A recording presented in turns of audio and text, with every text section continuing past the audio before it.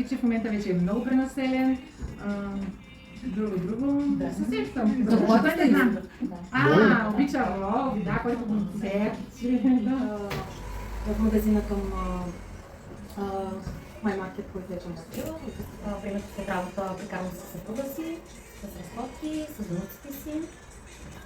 През уикендите си ходим на село, помагаме на майка ми там с работата в двора. Горе-долу къде често се вижда? Ами аз не съм човек, който се стреми към това, да кажем, че малко преди да го постигна. Добре, Стремя се да го постигна, да кажем, че... Предвиждаш се, движиш се. О, да, и се стремя да го направя, защото това е важно. Това е важно човек да съхрани себе си. Също. Ето точно средата. Целта ни тук е наистина да споделим това, което се случва с нас, защото човек, бидейки на ръководна позиция, няма как да ни изпуши понякога, няма как работа да ни му е прекалено много. Така че целта ни е тук да споделим, за да може част от това натоварване, което имаме да ни влияе. Както и тук, така и тук омръзва. Ама някакъв път сме прекалено много, тук пък не се иска да ни мръзва. Затова тия хора трябва да изпитваш емоции. Защото ти всеки ден си с тях и ако не изпитваш емоции, няма да получиш крайния резултат, който търсиш. Уважение. Едно от основните уважение е грижа за другия.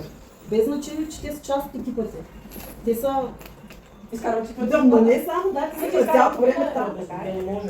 Да. Затова казвам, че всички сме на едно ниво. Точно така. Точно така е. Когато стане на въпрос да се свърши нещо, да се вземе някакво решение, всички трябва да сме на равно. Точно така е. Един посредник, който от високо ниво да преразпределя. Вече се е въгъла, свит не е камък, човек е. Аз първо за камък го А получавам. думата каква е? Аз съм шеф. А, Студент шеф.